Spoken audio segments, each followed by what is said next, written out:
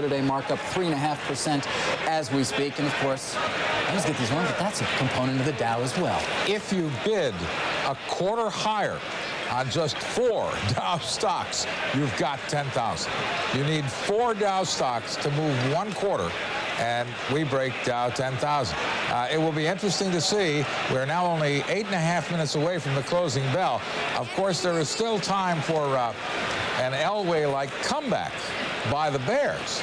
And to have the Dow cross 10,000 with, say, a minute ago, but then the Bears throwing a touchdown pass. We're now less than a point and a half away. In fact, I think we are now about a point and a half away. 99. We are almost back over 10,000. This will be the second. There it is. The Dow now trading above for a moment. For a tantalizing moment. Traded above 10,000. It is back above 10,000. We've broken above. Do you guys realize that so far in the history of the New York Stock Exchange, the only time the Dow has traded above 10,000, I've been accurate is when you're on. Mark, I don't know what the significance of that is, but, sure but we are hanging right at that 10,000 level. Now, of course, you know, now you got to worry about the comeback by the Bears, the 2-minute drill by the Bears to knock this thing back down. They're booing now on the floor of the New York Stock Exchange. Yeah, because it's fallen below 10,000. They're booing because you might be going off. Whoever the that's what they're worried about. whoever the John Elway is of the Bears is now leading a furious comeback and are trying to keep this thing. Well, they've gotten it back down below 10,000. It's interesting, and we're just gonna stay here and continue to watch and hopefully add some value as the Dow is clearly.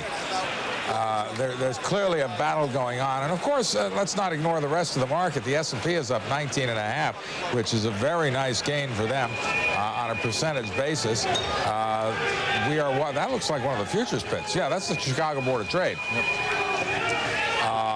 Where they are probably trading the S&P futures furiously as well. The S&P up almost 20 points. The NASDAQ is having a very nice gain as well. That is up 32.63. Now the Dow appears to be falling back away from that 10,000 level. But you know what that means, Mark? It means we may have to do this all over again. It means tomorrow. The Bulls, the Bulls have an Elway of their own, I'm sure, who can engineer a drive. We still have about 6 minutes and 10 seconds left. We're going to get the no-dos out for Mark and bring him back tomorrow. Mark, one way or another, Mark. You know, Mark, I'm looking at my 5-year Dow chart on the bridge machine over here, of course, and it is staggering when you look at where we have come 4,000 in beginning of 1995, wasn't it? Yep, 4,000 to 10,000. Let's call it 10,000, shall we? In such a short amount of time, of course. But as many of the people who appear on this program will tell you, it has been a very narrow advance, and as our own Bob Pisani points out, it really has been somewhat narrow advance, but nonetheless an advance. Yeah, but David, is your chart logarithmic or arithmetic?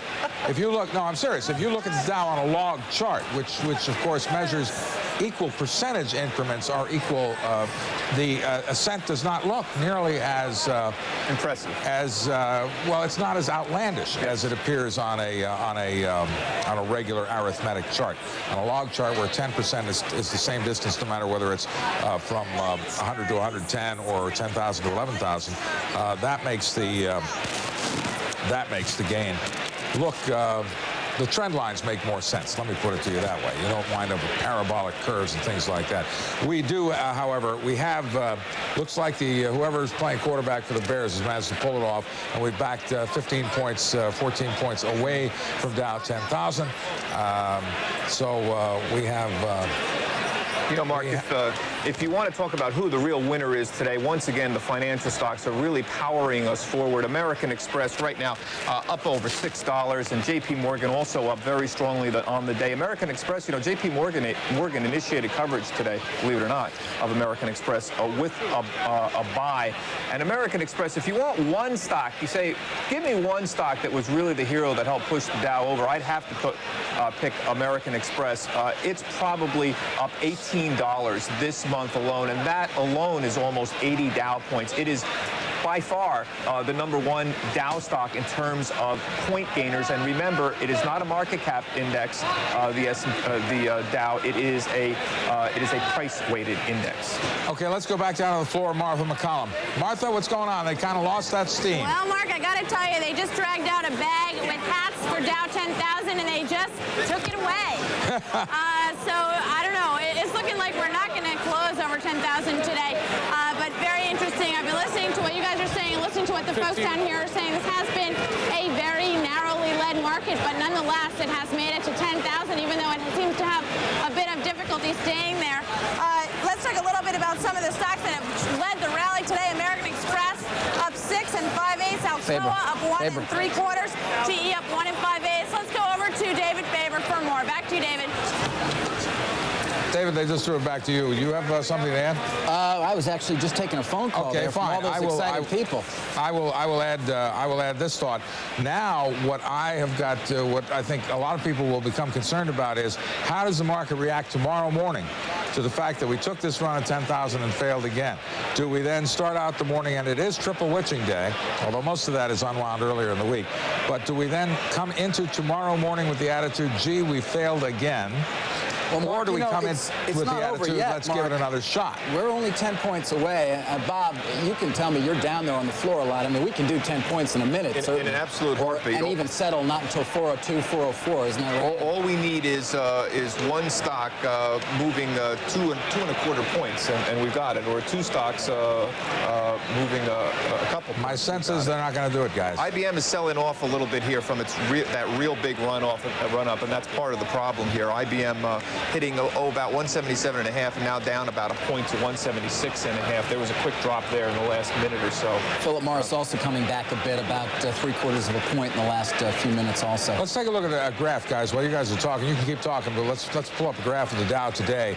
And there you see that late surge we had that got an awful lot of us excited, but it does appear now that we will fall short. There are less than 2 minutes left in the trading day, and we are about 14 points away. So we're, close but no cigar. And again, we will pick this up again tomorrow morning on CNBC's Squawk Box. The market, of course, opens at 9:30. For those, we might have a lot of viewers who aren't used to watching market coverage. It begins at 9:30. Please join us earlier than that. Squawk Box starts at 8. Today's business starts at 5 a.m. So you really get a head start. And we're taking one last little run, I think, at this before the closing bell. You know, Mark, all these people who kept telling us that it was just a number, and indeed, in theory, it certainly is just a number. Well, if it's just a number, how come twice now, every time we have hit it exactly, it is sold off? There are people out there who are deliberately setting sell orders the minute this thing hits. In the theory, let's sell right into this rally. We are only 6 points away right now, once again, Bob, because my ticker is a little ahead of the one that our viewers will see on the screen. So it certainly is anybody's call, isn't it? And I'm hearing applause once again down. Can we put the camera on the board? They may be applauding because somebody is retiring on the floor here, or they may be applauding. Be careful, that happens a lot, and people think it's because of the stock market. It's really some guys. Looks like the guy with the bow tie is. Here come the closing 30 seconds. We will not say a word. We'll see how this turns out. We are only 3 points away. That's a retiring guy.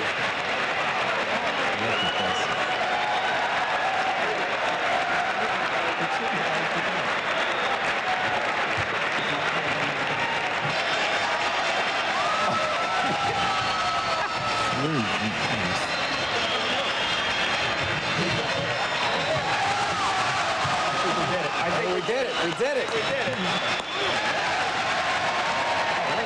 The market has closed. Yes, 10,000. And it is above 10,000. We did it.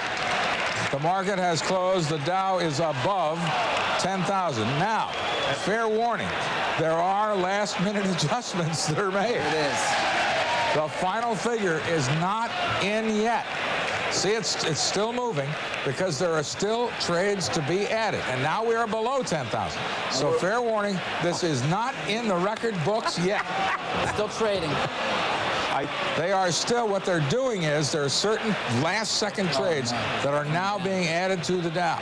And they're balanced to their, so they're closing the books. They're adding everything up, and we are within an ace of it, but we may not have it. We're 99.97 now, actually. Yes, we have fallen away again as they're totaling up the last-minute trades. This is not over yet. And Mark, that fellow over there who was applauding, everyone was applauding and rang the bell, I believe was a fellow retiring from the floor of the stock exchange yesterday or the other day. They had Mayor Giuliani out there. Now we've ticked back up as the last trades are tallied. You know, the specialists, you know, it takes them a few minutes to look at their books, figure out where they sold some stuff in the last frenzied minute. That's what you're seeing here. There's nobody actually trading the stocks. They're figuring out what they were doing in those last frantic moments, adding it up and then reporting it.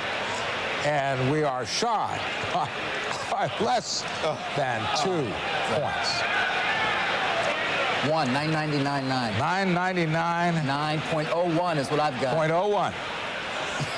Now, I'm not going to throw cold water on this party. I will remind people, though, that we closed at 29.99.75 twice, and then went into a bear market before we got to 3,000. We closed at 29.99.75 2 consecutive days. Missed it by a quarter point, and then actually had a bear market before we finally came back. Of course, we did eventually come back and break 3,000, but there is precedent for getting this close and not making it. We are now at 99.01, and now it's down again, 99.83. And hi, Mark. There's Griffith. All of a sudden, I don't know what's going on. I'll tell you, I mean, right now, as you know, our marching orders are if we close above Dow 10,000, that we will bring you this special report on Dow 10,000. That's the script for the Dow 10,000 special. If we do not close above Dow 10,000, we will bring you market wrap. So we're ready for any eventuality. We've got both scripts ready to go, folks. But let's go down to the floor of the New York Stock Exchange right now, where we are still literally, I mean, this is like the votes for the Attorney General of the state of New York last November, when it was weeks before we knew who actually had won the race. Martha McCallum is down there now as they're still tallying the final votes on this day before options expiration. Martha? Bill, things are still settling out, but the number we've got is 99.9762, and things have quieted down considerably here. I must show you my Dow 10,000 hat, which some are saying they brought out a little bit too early, and that might have jinxed what would have been a 10,000 close. Traders heading out for the day, you know, getting ready for the expiration, which is to come tomorrow. We will see how things settle out, Bill. Back to you. All right. Now, let's go to Chicago, the Board of Trade. They're trading those Dow futures. Rick Santelli, we often call in from San Juan Futures to get an indication of how things are going. What in the world is going on here today, Rick? You ever see anything like this? Well, not really, but, you know, traders are looking at this, at least from the future standpoint, a little differently. We look at support and resistance more like a Pac-Man. We've taken a couple of nice bites out of 10,000. We have a new high close. We always think that you get your best volume on tops and bottoms, and that isn't the case here. So we're pretty optimistic, although I have to say that most of the Dow trading, most of early session today and yesterday was mostly on the sell side. We do have OEXs, the triple witch aspect there at the CBOE, but those stocks will continue to trade tomorrow, the options, I should say. I think the market is going to fly through, but that's one man's opinion. There's a lot of media coverage here, and it is a monumental event, but it doesn't have all those key aspects that are normally typical of a top, if that's the inference, with return in terms of resistance. Psychologically, if we don't close there today, we will have hit it twice and failed to close above it. Does that do any damage to the psyche of the stock market at this point, do you think? No, actually, I have two reasons I think it helps. One is, as I said, the more you eat away at resistance, which 10,000 is, the more you take away from the impact of that level. And the second thing is, in order to have a bull market, you need sellers. And there have been sellers against this level for the last couple of sessions. Stay right there, Rick. We will need to come back to you. Martha, if you're still there, we should point out that the Dow, even though it has been rising today, and we're up 118 points right now, it has done that without some important components like an AT&T and an IBM and others, which are sharply lower today. That's right. IBM and Hewlett-Packard both sharply lower today, Bill. And taking a look at these PC makers, these are the kind of stocks that have the market a little bit worried about technology, which has, of course, been the leader of this bull market, and for it not to participate in the last, perhaps not the last, but in the latest leg of this bull market certainly has some people worried. A lot of people think that 9,500 may be the next level to fall back to before this bull market is able to reinitiate itself.